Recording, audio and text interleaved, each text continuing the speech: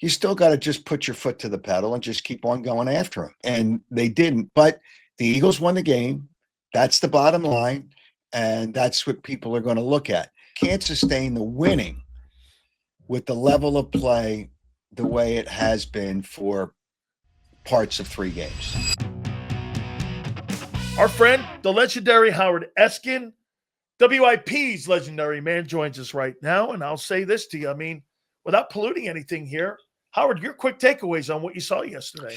First of all, former WIP. Former. They're I don't think you could ever be former, because I'll tell you why. You built the place. Not in their minds, but that's another story. Yeah, there's no heart and soul there anymore. So there was a heart and soul when I was there. That's right. But all right, I don't agree with you. You have been on Kevin Patullo the whole year. So were the players in this game. Well, but look at their field position the first half. First of all, they got to change their kickoff guy on kickoffs. Did he catch the ball once? He dropped it and he put him back in terrible field position, correct? Do you know that the Rams kicker does something that he kicks like this knuckleball, and they even addressed it, and they said that this guy here has the marking on him. Like, I've never heard of such a thing, so I don't know if that was real, but boy, I'll tell you what, man, they did struggle at catching that football. No question about it. Well, he reverted into that on a couple of field goals. On that blocked field goal, if you look at it from behind, and again, I don't know until you break it down from behind or the other end zone. Right, the 22. It looked like he was kicking the ball like he kicked off, like on an angle. It looked like he was going to miss that field goal anyway, because they knew his field goal attempts were low. So that's part of it. But there's so many other issues before you get to that. In the second half, they were forced to pass. And that was not that they want to do that, but is it Saquon? Without Saquon Barkley being the player he was last year, he's still a good player, but obviously I think we can say he's not quite as good, whether it's something on the offensive line, whether it's defenses doing different things against him. Without him running the ball, then Jalen's got a pass. Their philosophy, and this was their philosophy last year, and it worked because Barkley was really, really good. They don't want him to throw more than 21 to 23 passes a game because they're afraid of the turn. They're going to revert and do anything different in this Buck game coming up then this weekend. They're going to have the same philosophy going against the Bucks this weekend that they started the game out with the Rams. Well, Todd Bowles always does a good job against Jalen Hurts. So that's going to be a part of the equation as well, that Todd Bowles is going to make it difficult for him. The other thing that I thought was a little, I would say distressing, probably too strong a word. The pass rush was better on Jalen Hurts. And I don't know, from the front side, he should have awareness. Did it appear to you, I'm asking you the question, did it appear to you that he had the awareness of the pass rushers from the front side, or the 2 sacks that I remember where he got just destroyed, and the one was a fumble? The rusher is kind of right in front of him. And I think that's maybe they had a little concern, and especially that there's nothing they could do about it without Lane Johnson. You had to deal with it without Lane Johnson. I'll go here with you, Howard. Here, I think he assumed that Barkley was going to pick up that blitzer, because when that guy came in, he blew him up and he missed that. So he missed it totally. He missed that. But I'll also put this out there to you. I don't think that Jalen Hurts really feels pressure well. He took 51 sacks last year. So anytime that you don't have your top flight guys out there, he's not going to be a guy that's going to spot where pressures come from. I heard Jason Kelce even say this a few times, that, again, it's still a work in progress, that he's still learning on where blitzing and where that's coming from. And that's why Todd Bowles has always had a good game against him, because he brings internal pressure. He brings delayed blitzes. He does a lot of that stuff. And I think that's what Chris Shula did in the game to Jalen. And when you don't have Lane out there, you have an injured Landon, and you got Pryor playing out there, I think that's a remedy for disaster, and why there was more pressure. And I still think he struggles in the pocket seeing it. Well, and maybe that's one of the reasons they don't want to pass It is. as much as you want them to pass, or people do, and you blame the offensive coordinator. Kevin Patullo, what has for the last at least couple of years, maybe, probably more than that, involved in the meetings with the offense and the quarterback. So he knows what they wanted. He knew what they wanted to do, whether he called the plays or not. He always assisted on the sidelines if there was a question, and if Nick Sirianni does not like a play, obviously he can say, no, I think we should run this play. So we don't know what goes on inside those headsets. But I always contend that the players have to make plays. They weren't making plays. Barkley wasn't running the ball. They had terrible field position in the first half. And, people on social media, Eagles fans are, man, they just drink and drink and drink that Kool-Aid. It was great. How can you say they were fortunate? Well, they were fortunate. They were fortunate. They played 2 quarters of football. You know what? And Jordan Davis, it was exciting to see a 300 and some pound guy run down the field with a fumble, but he's supposed to go down. The game's over if he goes down. What happens if he gets hurt?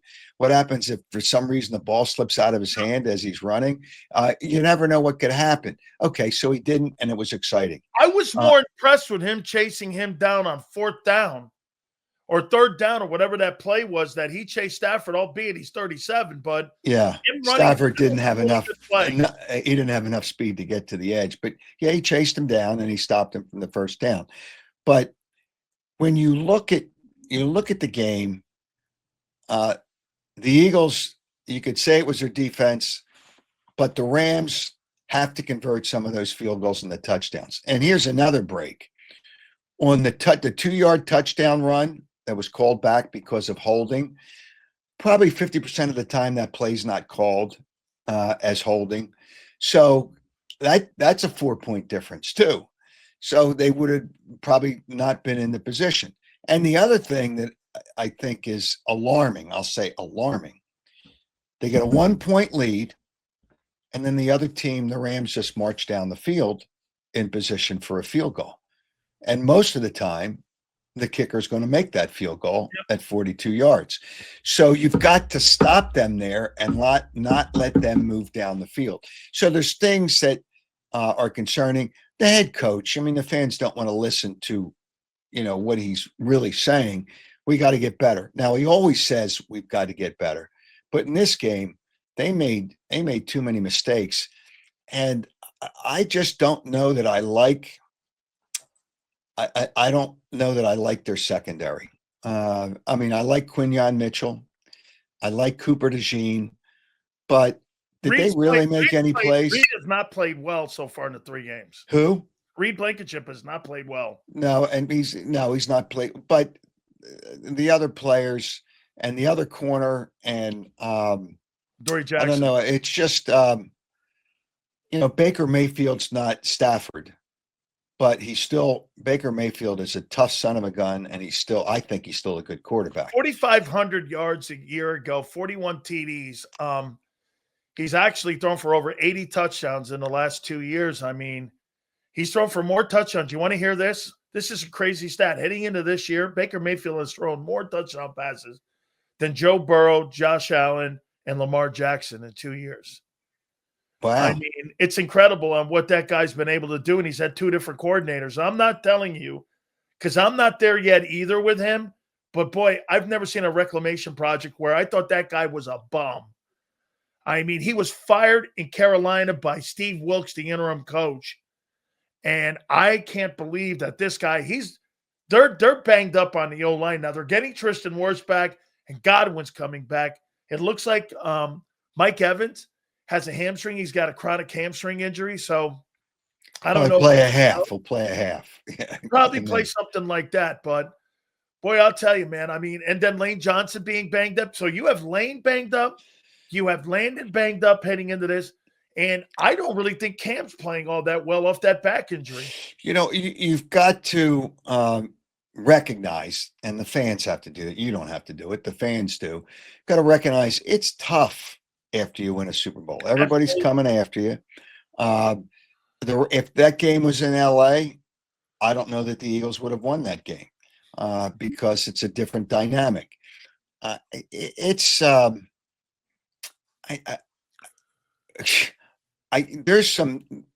some issues that the Eagles certainly have to straighten out, and maybe that the Rams went into a little bit of a shell in the second half.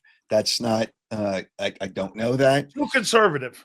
Yeah, a little conservative. You still got to just put your foot to the pedal and just keep on going after them. And they didn't. But the Eagles won the game.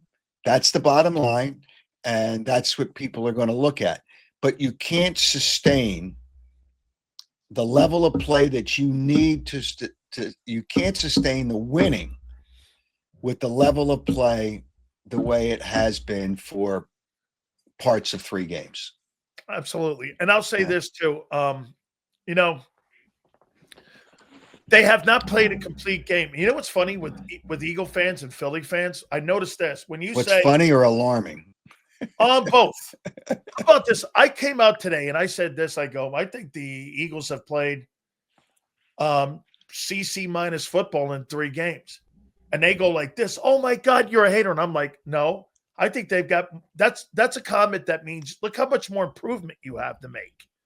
That if you're beating teams and you're 3-0 and you're playing C minus football, look at the improvement. You got people in here that'll go like this. It's A+. I'm like, well, then you don't think there's any improvement? They're really in problem. Wait a minute. Who said it was A+? Oh, there's people that were going like this. It's A+ football. And I'm like, you Are you don't kidding want me? it to be A+ football. If that's the case, there's no room for improvement. Well, here, these are the same fans that booed their ass unbelievably the first half. I can't even imagine. I know some of the language that they hear when they walk into the tunnel at halftime. I'll bet you it was at its top rare form as they were walking in. So you halftime. guys don't give a team that just won a Super Bowl and has been to 2 Super Bowls in 3 years. You don't give anybody the equity of going, let's hang on here and let's see what they do. It's only 12 quarters of football. Philly fans don't give any equity to that they're the reigning champs. It's not like it was a sprinkle of booze. They don't sprinkle everything. They pile on. And they just, fans are just, boy, they just follow the Pied Piper and just follow the Pied Piper. And it's great. It's great. It's great. It's great. But they booed their ass. So how great was that? They can't play games like that for a half. Denver, I thought Denver would be better. That's 2 games from now, and they're playing them here in Philadelphia. They're going down to Tampa now, where they've been beating 2 games in a row down there. Yeah, it will be interesting. I believe, and I think they're overthinking this too. I believe they're going down a day early to Tampa to get used to the heat and humidity. Never works. No. Okay. So Howard, let me give you. When I first went down from the Northeast, I went down to Miami for when I first started going to college down there. I called my grandfather up and I said this: I got to come home. I can't handle this humidity. And I've been there a month, and I was going like, I want to come home. He goes, "You come home, you're going to the Army." I'm like, oh God.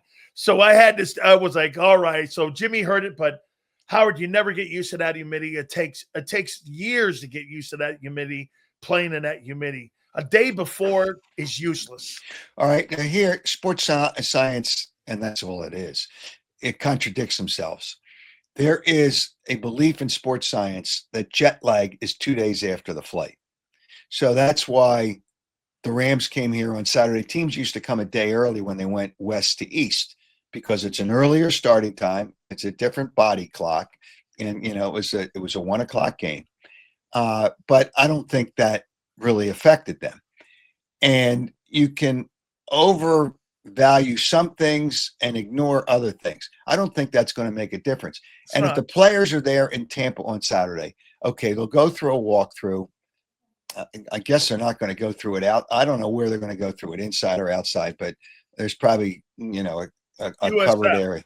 Yeah. Does USF have an indoor? Yeah, they have an indoor. They have an indoor Okay. facility. All right. So they're not going to get used to the humidity anyway. They'll be in the hotel. They'll do the walkthrough in a covered, air conditioned facility. I don't understand what You they're play thinking they're going to outside, accomplish. Howard. You don't play inside. Well, yeah, but I don't know the players. They're going to tell the players, "Hey, I don't want you running around Tampa." So they'll tell them that they'll be in the hotel most of the time. It's not the routine that they have. Will that have an effect on the game? Maybe, maybe not. But why change your routine? That's the I key just right there. Don't change your routine. so That's exactly right. I'm not changing my routine to have my players come out of what we do normally when we go on the road like that. yeah. It Um, sounds like it makes it look like you panic a little bit. Yeah, well, I think they're trying to Yeah, they're outthink overthinking it. themselves. Yeah, right. Yeah, outthinking themselves. If in fact that's the case, and I believe that's going to be the case. What did you make of Jalen Hurts and AJ Brown going over to the sidelines? And how about this? I'm not going to say bitching at him, but they were definitely in Kevin Patullo's face about play calling, and you could tell. And they even said it after that. Hey man, we got killers here, and I'm paraphrasing AJ. We got killers here, man. The communication's not very good, and we got to get everybody on the same page. Hurts addressed it after the game. Kevin Patullo addressed it. Nick addressed it. I mean, what'd you make of that? Well, they addressed that they didn't play one of their better football games, even though, and they're fortunate they won. I think one of the people used they were fortunate. They didn't use. I think AJ Brown in the locker room said we were lucky, but AJ always wants the ball, and he's a good guy, but he wants to be fed, and sometimes you can't always feed him. You got to spread it. You got to spread it around. The fact that Goddard was wide open on that touchdown is because AJ's on the field, so they got to be concerned about him. So, talking to Kevin Patullo, the communication is very good between all the coaches. They all communicate. They have no problem communicating. They do that. Were they animated? Maybe a little bit, but and just explaining, AJ always thinks he's open. Even when he's not open, he thinks he's open because he can win. He can win the catch over a defender. So he's going to win that if it's with a defender and he's going after the ball. But they talk to him about what they think could happen. Now they were forced into what they did in the second half, and it's just I can't explain the desire of AJ Brown other than he wants the football. And Right? I respect that from him, and I want him to get the ball because Yeah. he is a I playmaker get guy. you. But you made a point about something here about Kevin Patullo. You said that he was in the room, he was there with the game plans, he was there with the last couple of years, so he understands, and it's more so. I'm assuming I'm not putting words in your mouth. Tell me if I'm wrong. That it's about continuity. Okay, so then I'm going to assume then that because it's kind of a directive that in this game coming up with Tampa, that second half, I have people telling me this. Well, that second half should open up the eyes of people that the Eagles are going to start throwing the ball around the room. No way. According to what you're saying, he's been there 4 years. They're going to approach the Buck game the same way they approach the Ram game. Yeah, I don't think they're going to throw the ball around. It gets out of character. They don't want to put the quarterback, Jalen Hurts, in a position where he's more susceptible to turnovers. That's really what it comes down to. You saw him in the pocket too, like you said. Yeah, it just he only ran what a few times. One was only one design play, right? There was only one design One design run. play. The rest of Yep. it was off script. He had 9 carries for 40 yards and a touchdown, and they were essential. Because again, like I said, think about this here, Howard. The Eagles, I mean, it's got to be one of their worst running attacks in the last 4 years. They only had 86 yards rushing in this ball game. Yeah, I know. 40 of it came from Jalen. Yeah, off the scrambles for the most part. Off of scrambles and off script plays. They had 46 yards rushing. Yeah, I don't know how much is the offensive line. I don't know how much is the other teams are doing a better job. Well, if they're doing a better job, then there's other things you can do. And apparently it's not there. When you see Jalen stand in the pocket. But Howard, if they're doing that good a job stopping the run, and you got -3 yards in the first half, how are you not seeing that? Well, again, when you look at him looking over the field, it seems like not all the time, but a lot of times he has plenty of time, and it, for whatever reason, either he doesn't see it or it's not there, and he will. I can't believe a quarterback when he runs to the sidelines and he sees he's going to get tackled, you just don't throw the ball away. But Jalen Hurts does do that.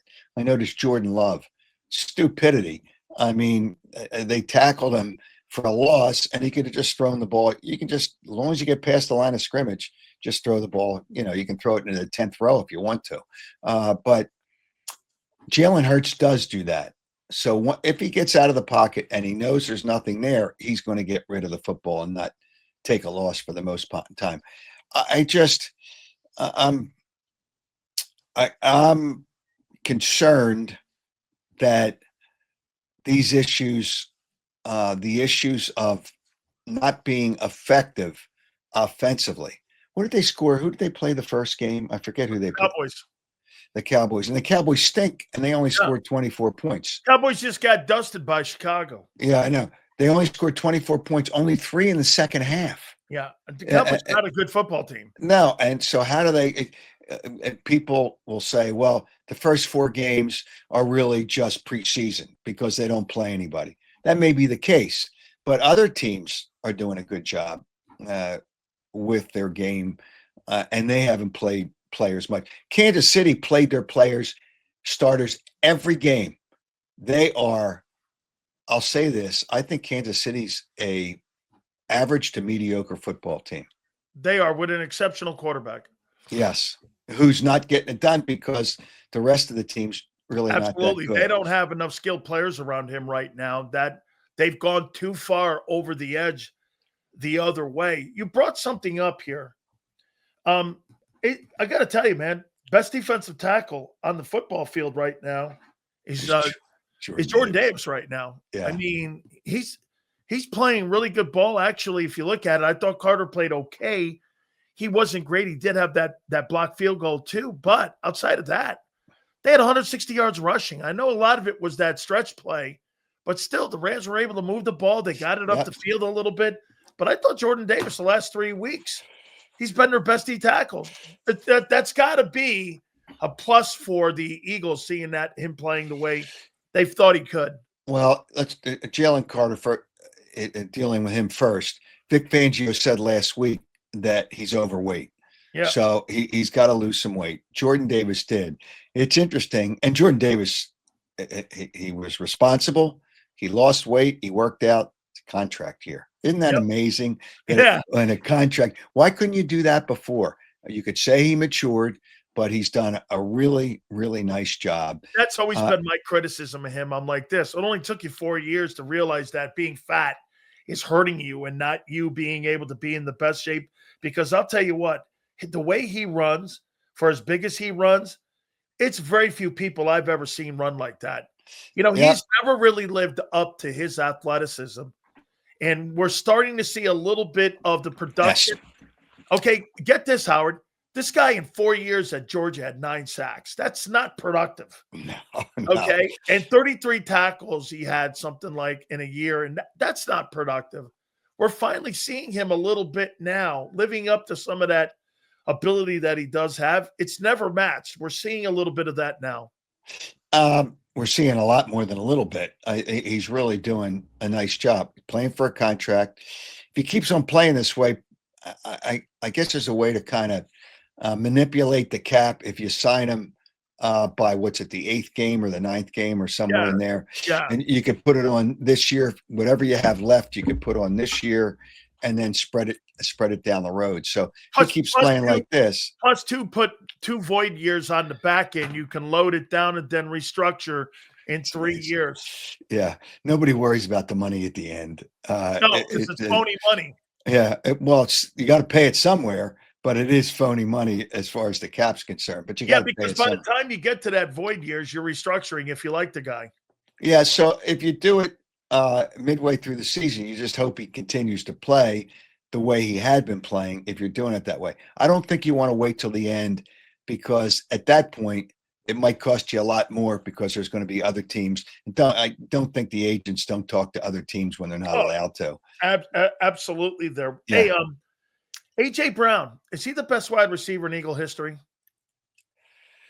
Wow. Probably is. Yeah, now players are more athletic.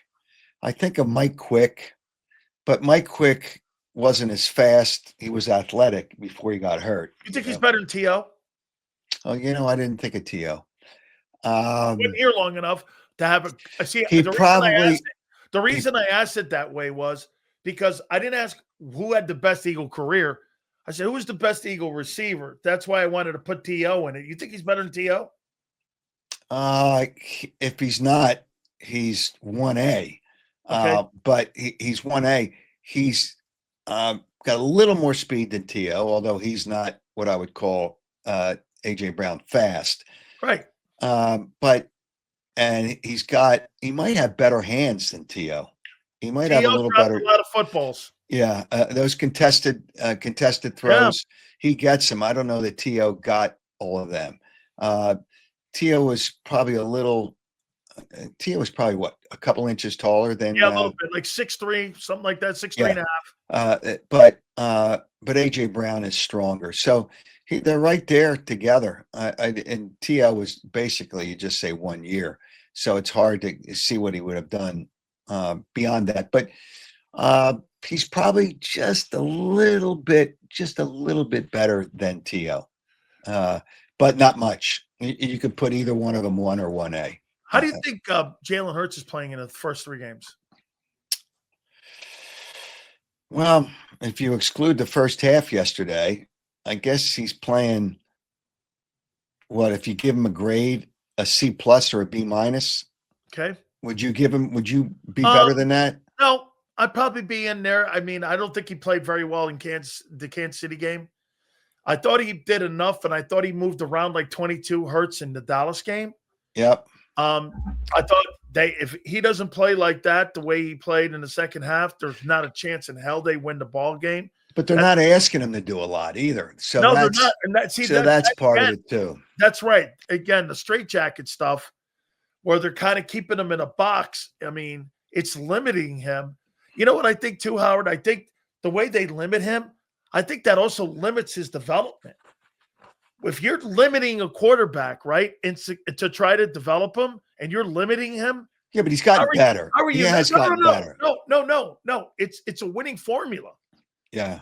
But I'm talking about, like we are talking about, the sacks being hit, the turnovers when they have high volume.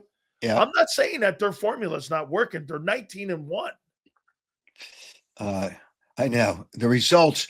Well, here, when you break down, okay, what's the best part of the Eagles team? Eagles fans, get over it. Just go back and boo, and when you want to boo, and do whatever you want to do, but leave me alone. All right, so I'm telling you, it's just the offensive line might be, or it was. Let's see what continue this year. The best part of this football team. So that makes Saquon Barkley, who's very good, better. Once Saquon Barkley gets to the second level, then it's over. Yeah, then it's over. But he's not getting to the second level now. But they were getting into the second level. So if you look at the past, just let's eliminate these 3 games. The offensive line, Saquon Barkley. You have one of the top three, maybe top two receivers as a pair in the NFL. And although there's some really good wide receivers out there. So when you look at all that, then you look at the defense that was giving you a lot of times good field position. So what is the best part of this football team? Offensive line, the running back. Then I'd go Jalen Hurts and then the defense. So I think he's gotten better. Matter of fact, I know he's gotten better because he really had trouble making it through the progressions. But he's doing a much better job now. He's not one of the top five. He's not one of the top five. And these people just, the fans just won't get over it. Who cares where he ranks as a quarterback? Troy Aikman was not a top five. I know. It's winning games. Right. That's what it comes down to. I don't give a damn where he ranks as a quarterback. All these people like, oh, yeah, he's a top five. Yeah. He's not top five, but he's top seven. Top seven. Yeah, he's in there. He is in there. Howard, finally here. Buccaneers and Eagles, in your opinion, how do you see this thing? Is this thing close again like we've seen the first three games? I'm surprised the Eagles, when I looked last night, and I don't know if it changed today, they're 2.5 point. The Eagles are 2.5 point favorites. That'll probably come down a little. You would think, but I don't know. I don't know that I would go. The line's kind of jumping out at me. It's actually up to 3.5 now. Oh, wow. Yeah. I would look at the Eagles. Why is the line sometimes jumps out at you and say, why is the line like that? Because the way they play.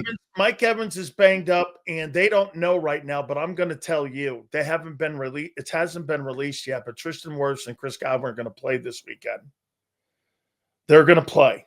Okay. So that's not been released. I think the first report comes out tomorrow and they'll be listed as questionable from what I understand. When I see that line, I'm saying, my gosh. Remember, home team gets 3, so it's almost like not anymore. I mean, it's done by computers. It's not a slam dunk that the home team gets more because good teams.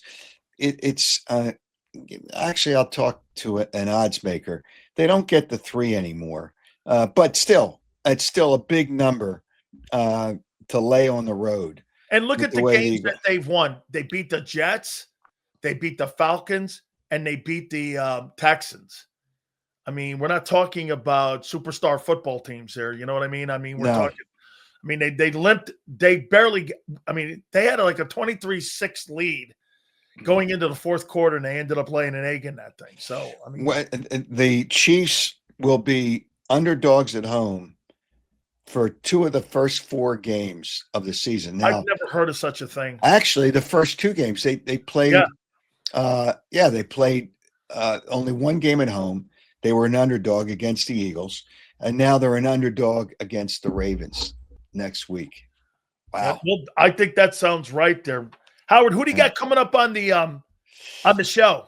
All right. I got James Brown, who's the host of the NFL Today. Love him. Make sure you tell him hi for me. I will. I love that man. But I'm doing it live on Tuesday night.